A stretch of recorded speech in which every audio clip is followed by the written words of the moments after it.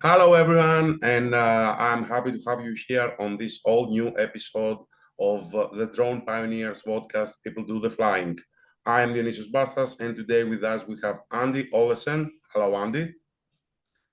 Hi, morning, or good afternoon for you. Yes, for us it's an afternoon here in Greece. Who is a retired police officer, and he's heavily involved in drones. From ground, water-based system, air-based systems. He will tell us more about it. And I'm really glad to have him with us today because he can remind us of an age when not only drones were not part of first responders' job, not even smartphones and laptops were here, and he will remind us this transition, among other topics.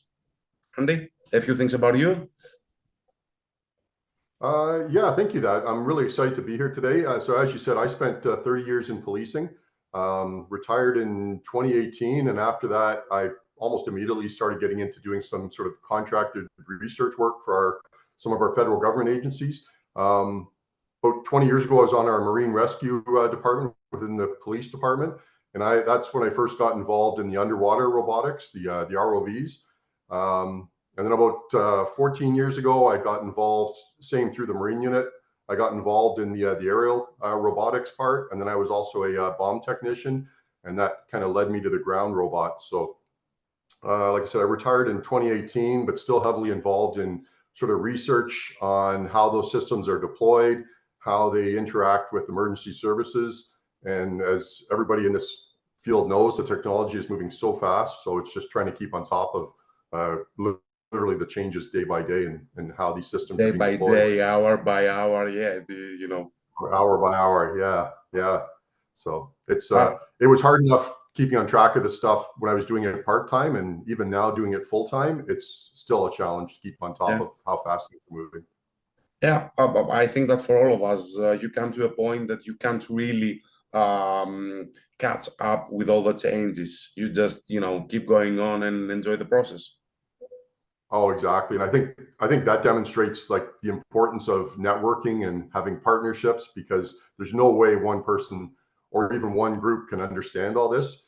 You have to be able to tap into other people with expertise and see what they're doing, and not even within your own specialty. Like police agencies need to talk to fire agencies, but equally industry and academia and government. This is like a multi-agency approach to understanding where this technology is going. Okay, before we get to robotics and drones, how did you get to be involved with the police force? Was it a deliberate choice? Did it simply happen? Tell us, a few things about younger Andy Olesen, and then we get to today. Sure. Yeah. No. So I was about 20 years old, and I just kind of applied for the police department on sort of a whim. And I'd forgotten I applied. And then about 6 months later, I got a letter saying, show up at this date and time. And that's when I started my selection process. So that was 1988. Did a lot of things within there. Did like a little bit of sort of like a forensics type job, footbeat, bikes. We had a helicopter for a short time, so I was part of that program. Patrol. I just did so many things within there because there's so many different things to learn. So yeah, I worked my way into our Marine Rescue Department, and did that for about 8 or 9 years, and that led me into we call it our explosive disposal unit, which deals with bomb robots and also chemical biological response. And then I also got into the drone stuff around the same time. That was around 2009. I got into the drones. So the benefit was just within policing. I had a lot of good experiences, and I was able to keep in that field when I left. Okay, so you've been part of an organization. Now you're a private contractor. You don't work for the government anymore. So budget-wise, this is a different world. How was the transition from being part of an organization that has a budget for you, now being retired and, being in the corporate world? So for me, it was a pretty easy transition. Like I was literally doing nothing for about a week or two after I retired, and then I got my first phone call with a, a government proposal to start looking at research for robotics. So I do the private contracting. I like it because I have the freedom of movement. Like anybody in a large organization, you get frustrated because there's so many levels of approval. If you want to do something, it might take 6 months to get an approval. Whereas working for myself, I can literally make a decision right now. And then a few years ago, we also founded we have a Canadian Emergency Responders Robotics Association. So it's an association dedicated to police, fire, military, EMS, operators of air, ground, and water robots. So I do my private stuff, but then we also have a huge network of responders within that group as well. Have you seen people having problem transitioning from working for the government to working for the private sector?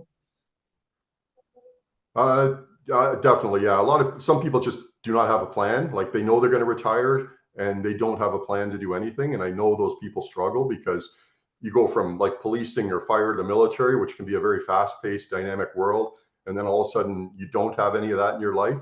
So if you haven't thought it through, that's definitely a challenge. You need, no matter what you do. I love like the robotics and emergency response, but no matter what you do after you retire, you have to have some kind of a plan.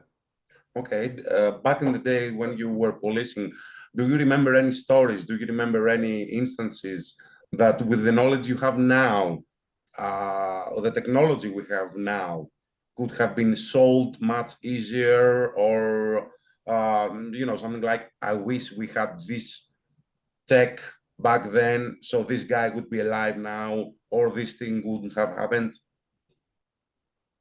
All the time. Actually, that's kind of how I got into the drone side, because working in the marine side on the big water, sometimes you just need like to be up high. We used to call in the helicopters from the military to help us with searches. So, but they're expensive. They're not always available. So I just kind of wish that, you could have that aerial platform just to go up even 10, 20, 40 feet, um, just to get a better perspective, or even to be able to do it from shore base. So that's kind of what led me into the drone side. And then I contacted one of the agencies in Canada that was actually the lead agency in they were the first agency in North America to deploy drones in an emergency response. And we started talking, and then we ended up developing my own program, well, our own program in my own agency. And it was tough then because there was nobody else doing it. Like there were no networks. I couldn't pick up the phone. There were no conferences. So it was a big challenge. So we had a few people we could talk to in North America, and then United Kingdom was actually a bit of a leader in that. So I talked to a fire department there, and West Midlands Fire Department. They were a huge help for us starting our program too. Okay, that's very interesting. That's very interesting. And tell us more about your current projects, and where or how can people find what you are doing today? So within our Emergency Responders Association, we're looking at sort of all aspects of the air, ground, and water robots. Most people have sort of an expertise or an exposure in one, and they don't realize that if you can be a good drone pilot, you can probably be a good underwater robot pilot. And if you can do those, you can also pilot a ground robot. Sort of the mindset and the skill set are very similar. But what we're looking at now is just some emergence trends, like some of the heavier lift drones and how they can be applied in emergency operations. Things like the multi-system, like the swarm technology. Mhm. I think artificial intelligence is it's obviously a hot topic in a lot of areas, but it's most definitely going to be applied to public safety, because these systems are becoming better. They can collect more information. So now we're collecting massive amounts of information. We're flying in complex environments. You're flying in cities where there's helicopters and aircraft and tall buildings and people and weather and so many different things going on. And it's becoming a lot for one human or even several humans to manage all that information.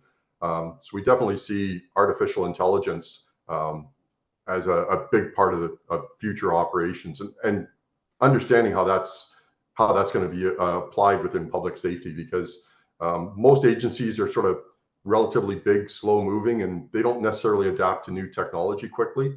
So that's what we want to do, is sort of understand how these systems can be applied. That's very interesting. You mentioned that organizations don't always adapt quickly. As we have discussed another time, the bad guys, usually they are a few steps ahead. Criminals usually are a few steps ahead, whether it's criminals, terrorists, or whatever. Have you witnessed that? Have you seen instances where you had to fight bureaucracy while the bad guys were doing their thing? Yeah, I'm fortunate I can travel all over the world. So the experience I have in Canada, I can say are pretty consistent around the world. Um, the people, the bad people in this world that don't have to follow the rules have a certain advantage because they're not worried about risk or consequences or any of those things. Whereas, in public safety or any kind of emergency response, that's a very real consideration. So not only are you dealing with regulations that might prevent you from doing the things you need to do, but then there's internal bureaucracy. There's policies and procedures that maybe were good 5 or 10 years ago, but they were never designed for the technology that they're being directed to now, and that can be a challenge because we all Absolutely. know changing rules takes a long time. Yeah, absolutely, 100%. What I see here in Greece, but I think is a trend worldwide, you let me know about Canada, is that usually the people that make rules about drones and legislation about drones haven't ever touched a drone in their lives. So they know, most of the times they know nothing about drones and they just make up rules. That's very true. And yeah, I can say it's the same in every other country that I've been to in the world. And I think the challenge is too, the whole rulemaking process takes years. So when you get a rulemaking process that takes years and technology that, as we know, is advancing like daily, there's going to be a huge disconnect because by the time or a law becomes implemented, it's probably outdated It's and the already okay. technology is already 5 or 10 years ahead of wherever the rule is. Okay, one thing that I usually, I often talk about it to other people involved in the drone industry, to other drone operators, is that for a few years there's going to be a great need for people who fly drones. But eventually, because of the technology, if a guy wants to be in the drone industry, he will have to be more than just a drone guy. Whether he's going to be a drone guy and a drone operator and a technician, or a drone operator and a businessman, a drone operator and something else. Now, from what you've been saying about I think this is obvious. So what do you think about it, and what would be your suggestion to people in the drone industry today? Yeah, I've definitely noticed it. Like flying a drone used to be pretty simple. You were basically like launching a drone, and you're going to be flying relatively close to where you are, and the systems were relatively simple. But now we're looking at bigger systems with greater payload capacity, whether it's spotlights, whether it's high-powered zoom, whether it's thermal, whether it's lidar. They're flying higher and further. So things like airspace awareness are a much bigger deal. But I 100% agree with you. We've we're moving past the ability for somebody that can fly today and maybe not touch a system for a month, 2 months down the road. Those people are going to have to be phased out. So I think we're looking at transitioning to dedicated drone operators that are highly experienced, highly qualified, a very specialized role. And they might not just fly drones. They might be the same people that move the ground robots or move the underwater robots. They may be doing one or two or all three. What applications do you see in the future that we don't know yet about? You are speaking about robotics, undersea robotics. It's this is a field pretty much um, not known to many people. And what applications do you see in the future that today we don't speak about? I think being able to combine the operations and leverage its strengths. So, for example, like a drone, for the most part, is not going to be able to open a door or do a lot of sort of physical things, whereas the ground robot can. So, I think combining those two systems, using a ground robot to open a door that lets the drone in or to move things. The same with the underwater robots. They're obviously designed below the surface, but to coordinate the air robots to monitor what's on top of the surface in the area where the underwater robot is operating, so that you get like the layered effect. So you take the benefits of each system and combine them, and then the overall effect is much better than it would be individually. And how do you think issues like who is responsible will be handled? Because we are talking about AI, we're talking about software, and eventually something will go bad, and a robot or an underwater robotic system or whatever is going to do something nasty. It's going to be a glitch in the software. It's going to be hacking. Who is going to be responsible? How do you see us, delving with these kind of issues? Yeah, I think as artificial intelligence kind of works its way into the systems, and now instead of because our laws are designed around the human being taking ultimate responsibility for a decision, at some point that is going to be a computer making the decision, and who do we hold responsible? Like right now, self-driving cars, I think will probably define how this is going to happen. If a self-driving car is in a collision, takes a life, who's ultimately responsible for that? So I think it's going to have a profound change on how our laws are written, and how these systems are implemented. Okay. Well, I think it's going to be a main issue with all these, the next generation of air taxis, especially if they're going to be autonomous, there might be a problem there because you mentioned self-driven cars, where there's going to be self-driven air taxis eventually, which is, big drones with people in there. So these issues will have to be handled one way or another. Oh, exactly. Like the air mobility it's a fascinating topic, but like to your point, right now, for the most part, a drone operator is aware of where the airports, the landing strips, the helipads are. But if we have these vehicles taking off from parking lots or anywhere within a city, that creates a completely new dynamic and more work for the humans, which I think is going to result in a greater requirement for artificial intelligence to monitor all these. I think if you don't mind, like it's just another thing on artificial intelligence, just from what I'm finding, is I think most people assume that artificial intelligence is only going to be successful. It has to be right 100% of the time. And I think that's maybe the wrong measurement for it. I think it's going to be successful. All artificial intelligence has to do is be right more often than the humans are. So however we apply it, it's a much lower threshold. It doesn't have to be, it doesn't mean it's never going to make a mistake. But if you compare what an artificial intelligence system does to a human equivalent, as long as it's right more than the human is, then it's a better system, I think. Yeah, but it's just more flashy on the screen when you see something going wrong, and you can blame artificial intelligence. It's going to create more fuss, more buzz. Yeah, That's I what agree. people tend to do. I mean, we would blame more, the damage the shark can do than the damage that we can do. Yeah, So completely we're agree. going to blame artificial intelligence for many things. That's for sure. Yeah, I think overall, I think it's going to be a good thing, and it's a necessary thing. Just like I said, because of all the things a human being has to keep track of and think about, like whether it's the system itself, whether it's the outside environment. There's just so many pieces of information. I think it's quickly becoming overwhelming for a single human. What do you see crime organizations doing in the future?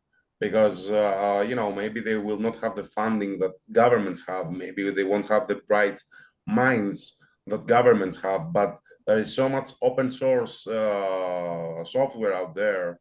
There is so much technology available out there that 3D printing, open source software. Today on Telegram and other places like that, you can just find tons of information of what people are doing with drones. So what do you see on that field? What do you think crime organizations and cartels are going to do? I think, to be honest with you, I think we're already seeing it, because these systems are so capable and easy to deploy. It's not just the crime organizations that are taking advantage of it. I think it comes down to just even the single person. The system that we started with in Canada was Canadian of just over $100,000, and now any $1,000 system that you can buy today off the shelf has way more capabilities. So within a couple of years, I mean, that will change again. So pretty much anybody, as you know, can go out and buy a highly capable system, and it doesn't take a lot of knowledge to be able to achieve, maybe the wrong purpose for that Results. system. It Yeah. doesn't take much at all.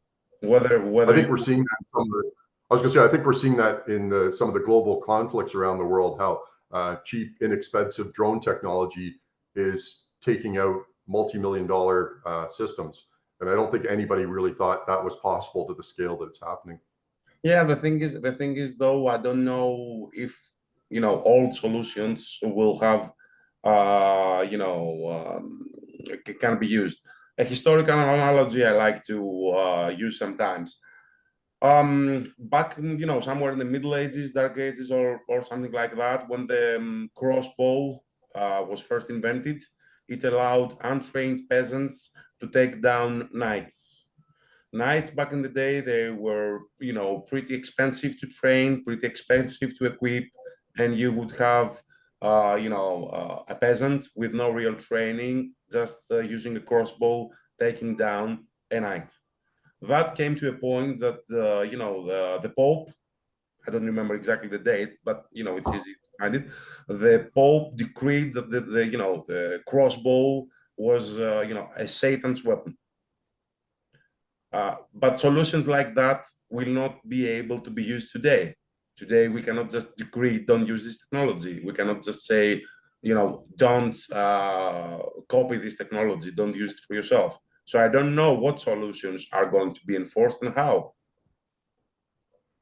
Yeah, no, it's funny. I'd also heard that about crossbows, and it's interesting. I agree. Like there is just no way to you can't regulate against what the bad people are going to do. They're going to do it anyway if there's enough motivation. And as we said, you don't even have to buy a system. It's relatively easy to buy just the components of the system and put your own drone together. In this case, yeah, I don't know what the final solution is going to be to that. Well, usually life solves problems by itself.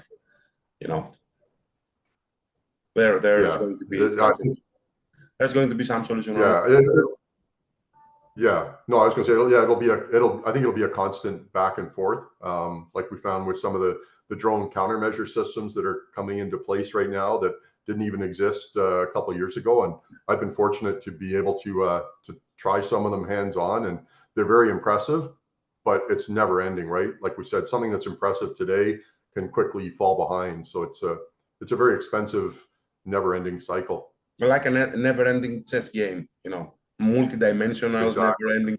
never-ending chess game. Yeah, that's it. Where can people find you? What are your social network? How can people reach you?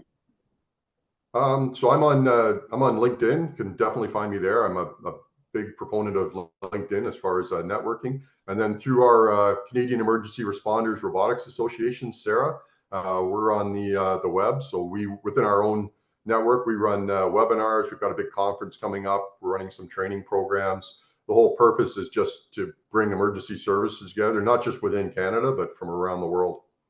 Does your organization also provides training overseas? Could someone, contact you for training, in Europe or whatever?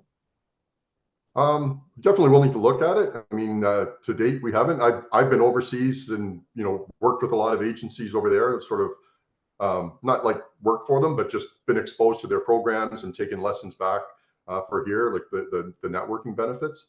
But as we know, like it doesn't matter what country you're in this world. The lessons from Greece are going to apply in Canada. No matter where you're on the world, there's a lot of shared lessons to be learned.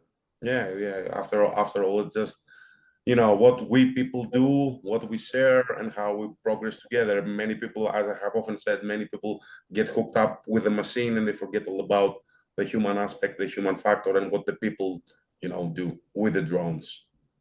Yeah, no, I was gonna say that's one thing I appreciate about your podcast is it's really exciting.